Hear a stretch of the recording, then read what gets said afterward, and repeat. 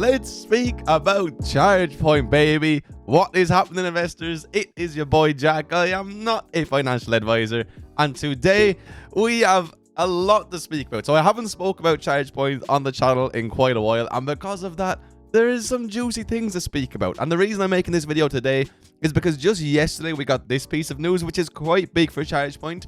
Chargepoint and Mercedes-Benz enhanced driver experience with fast charging network in North America. So they're expanding on their already existing partnership, essentially.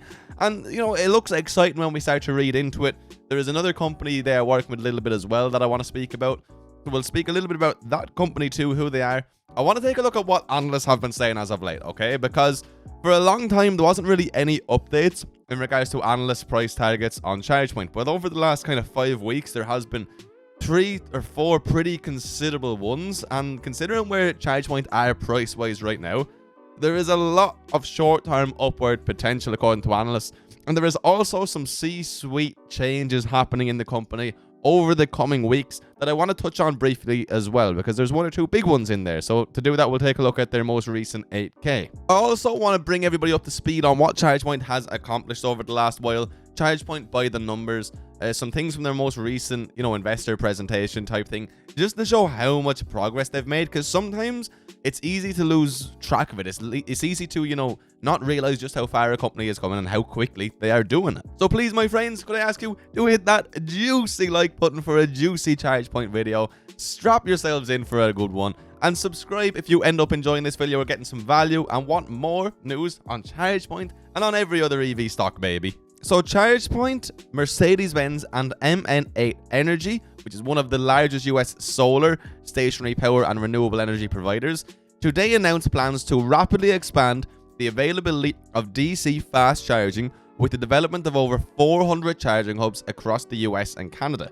Powered by the Chargepoint network, the Mercedes-Benz charging hubs will be in key cities and urban population centers, along major highway corridors and close to convenient retail and service destinations. So all that is saying is, boom, more charging hubs, more chargers for Mercedes-Benz customers for one, but also for everybody else out there. Now, of course, we are looking at this from the eyes of Chargepoint investors, so I'm not going to spend too much time speaking about Mercedes or MN8. We're going to be relaying all this back to, you know, Chargepoint as a company, as a stock, and why it is good news for us Chargepoint investors. So obviously, for us Chargepoint investors, it's very good, because starting this year, Chargepoint, Mercedes-Benz and MN8 will develop more than 400 charging hubs across North America, with more than 2,500 Chargepoint DC fast charging ports that will enable a premium, sustainable and reliable charging experience for EV drivers. Now, one thing that's important, because if you follow Chargepoint, we're going to go through this a little bit more detail slightly later on. Their cash burn is not the best, and it's essentially inevitable that a capital raise of some degree is going to have to happen this year. It's essentially impossible for that not to happen. We just have to be prepared for it. But MN8 and Mercedes-Benz will jointly finance and operate the charging hubs, powered by Chargepoint's industry-leading charging hardware and software solutions. So this is actually quite an important one, in all honesty. That's the fact that they are not financing it. The rollout is expected to cost about €1 billion. So again, the fact that Chargepoint don't have to front any of the cash, because to be honest, 333 million would be an awful lot of money for Chargepoint to front right now. So one, you know, extra bonus essentially there. So obviously these charge points will be available to all EV chargers. That is essentially, you know, what Chargepoint do. That is why they have over 211,000 places to charge on the Chargepoint network, and over 400,000 additional places to charge that are accessible with one Chargepoint account. That is what they're all about. They're all about, you know, making charging available to absolutely everybody. But they will offer Mercedes-Benz drivers additional benefits, including a preferential access via reservation, as well as the convenience of automatic authentication functionality like plug and charge, etc, etc. Now, I don't know how the likes of reserving a charging spot is going to work. The logistics just seem a bit odd. It would seem very easy for somebody to just come and park into a charging spot, even if they didn't know any different, and take your reserved spot. I highly doubt they're going to be hiring security. They're going to be hiring, you know, tow companies to sit next to every single charging spot out there.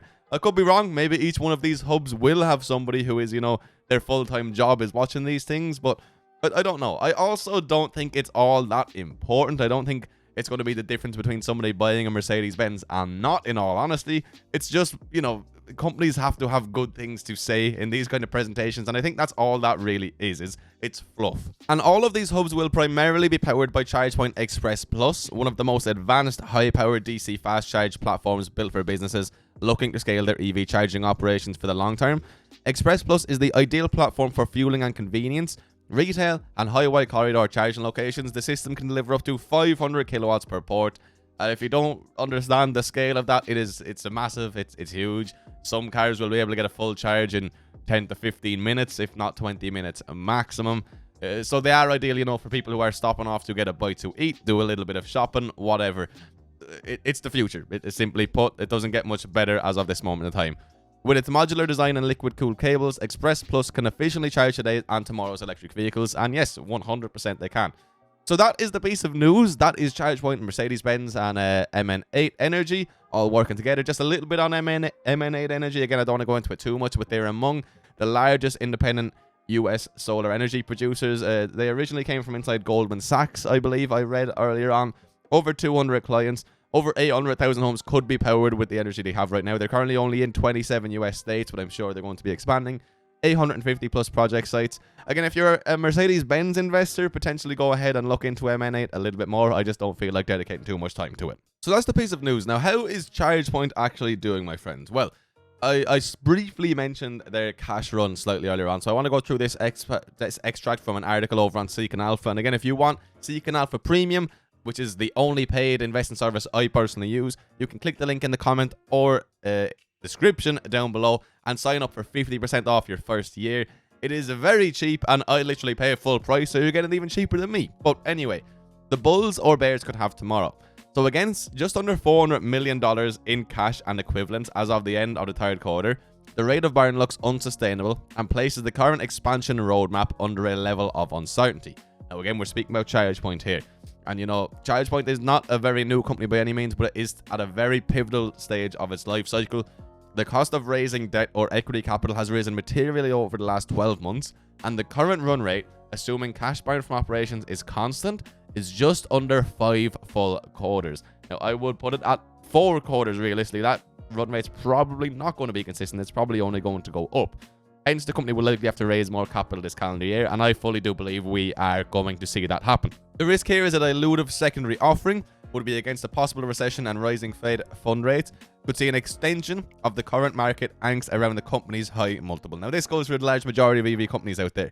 But with current long-term debt at just less than 10% of their market cap, they are very low, you know, long-term debt, which is a fantastic thing for any company, but especially a company who, you know, doesn't have the best burn rate. That's an awesome thing to see. There is room for a non-dilutive source of funds to be tapped. This comes as the overall number of EVs on the road continue to increase, driving a visceral need for more charging infrastructure. Now look, we're not going to know exactly how this goes until it inevitably happens. We can think about it, we can debate about it, we can talk about it, but I don't think we need to worry about it just yet.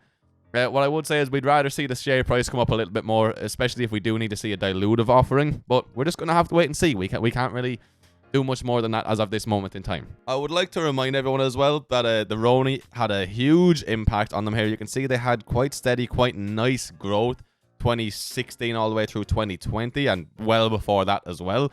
And then 2020 through 2021, boom, huge Roni impact. They've bounced back really, really nicely so far as of 2022, and 2023 is expected to just get better and better. And again, passenger EV sales expected compound annual growth rate at 51%. Is going to do amazing things for the likes of ChargePoint. And that's why I think having some sort of charging, you know, exposure in your portfolio if you are an EV investor is so important. Maybe you don't agree that it should be ChargePoint. Maybe you think it should be Blink or EVgo. Me personally, ChargePoint is the one I've always favored. They're winning North America and expanding in Europe. Over 400,000 ports through roaming reach. It's absolutely huge. They're pretty much everywhere now in North America in particular. Now, what I want to do is I want to speak about analysts and what they've been saying right now. So, there's always been quite a few analysts covering ChargePoint.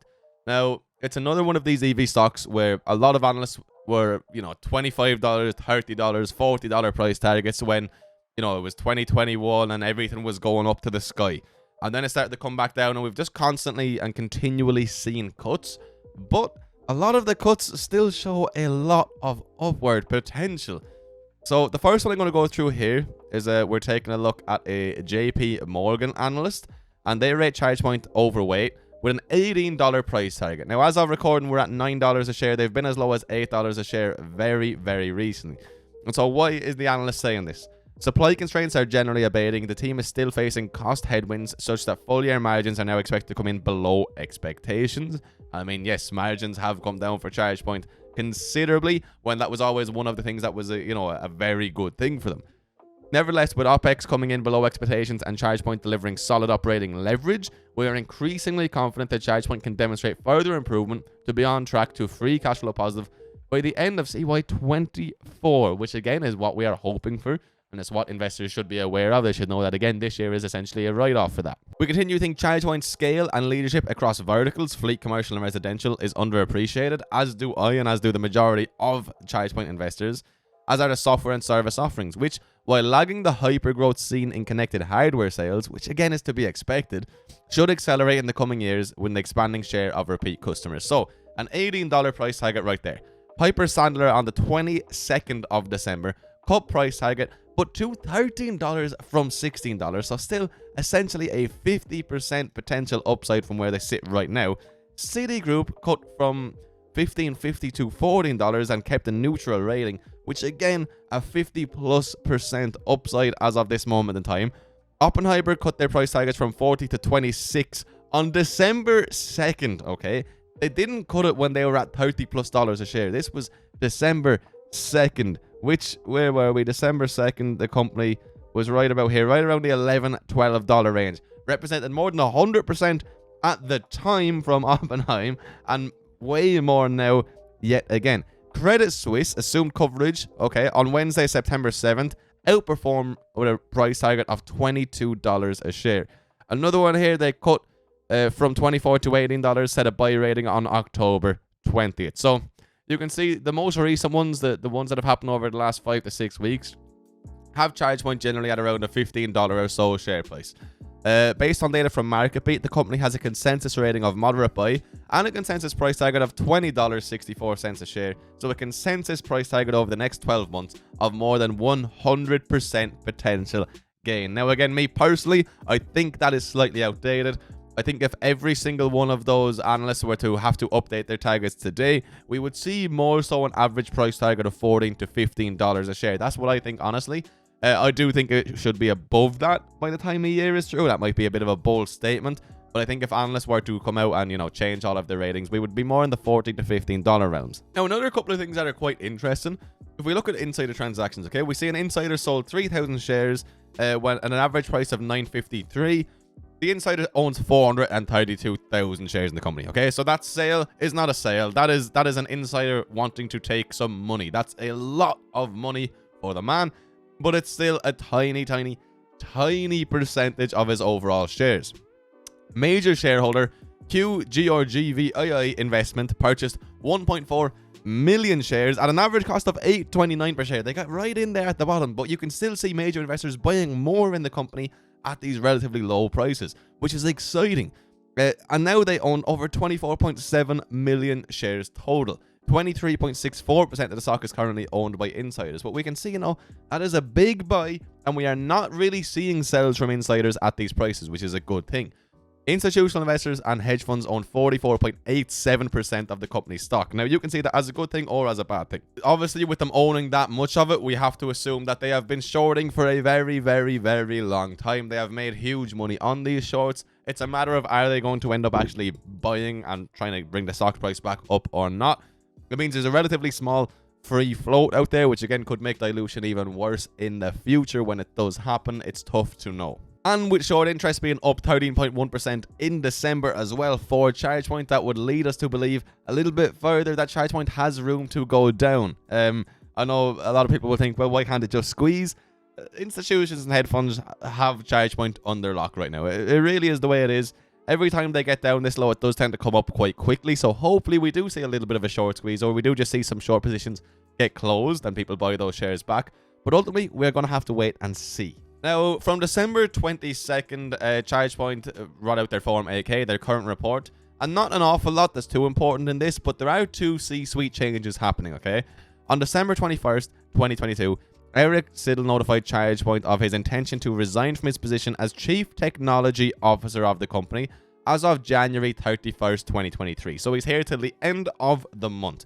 Now, if we look at Eric here, he has been at Chargepoint for 4 years, 5 months. Now, he only has been the CTO for the last 7 months. Before that, he was Senior Vice President of Engineering. Now, obviously, technology is incredibly important for a company like Chargepoint. I believe Eric's done a good job. Chargepoint's technology is right up there. But I also believe that's a very, very sought-after position in the EV world as of right now. And I believe that, you know, we'll get a fantastic CTO in there as soon as they need it. And I'm looking forward. This could be a potential catalyst, guys, is the point I'm trying to make. Somebody could come through and they could be a name that a lot of people know, and they could get people really, really excited. And another one, the next day, the company amended the duties and changed the title for Rick Wilmer to Chief Operating Officer. Now, he was, where are we? He was Chief Customer and Operations Officer. And when he joined that role not too long ago, he had to say the EV industry is at an inflection point, and we are seeing tremendous growth in all verticals. Oh, that's what the CEO said, sorry. The timing is right to add Rick's sophisticated customer service, supply chain, and general management experience to the management team to further advance our mission to power. Basically, he's done a fantastic job. He really has. And I think having him as full-time COO instead of all these other bits and pieces as well is going to be a very, very good thing. They can bring somebody else in to, you know, predominantly manage customers and things along those lines to build relationships. Again, he's done a good job. We can see that through the likes of Mercedes-Benz getting repeat business and expansive business. But I think a man like this who's done great things for the company moving up to a COO is fantastic. Obviously, there is clause for a lot of money to be made for him, which some investors will not be too happy with. But he only gets the extra money if they perform well. So me personally, I hope he does well. And then we look at the actual stock chart. And again, I always said last time I bought them was actually last year. Wow, look at 11.35. We went on some big runs. I looking back on it, I definitely should have trimmed some positions at a couple of different stages last year. I didn't. Oh well. Now that buy is actually down yet again, and I am considering picking up some more shares. Chargepoint's doing well. They do have a lot of short-term challenges, but I love this company. I really do, and I hope to hold them for a very long time. But anyway, my friends, that is my video on Chargepoint. I think it was a bit of a long one today, but there was a lot of things that needed to be covered. I didn't want to just brush by stuff for the fun of it. If you did watch this one all the way till the end, let me tell you, you, my friend, are a true legend, and I really do appreciate you being here. From the bottom of my heart, your support means the world to me, baby. If you did enjoy, again, all I ask is you hit that like button and subscribe if you want more content. Why not, baby? And again, if you are interested in getting Seeking Alpha Premium, make sure to use my link down below. You get it at half price. It's genuinely just an amazing service. You can have as many portfolios as you want. You get access to news the second it comes out. It's all in one place. It's awesome. Anyway, guys, I hope you all have a beautiful, blessed day. I'm going to see you for another video very soon. Peace.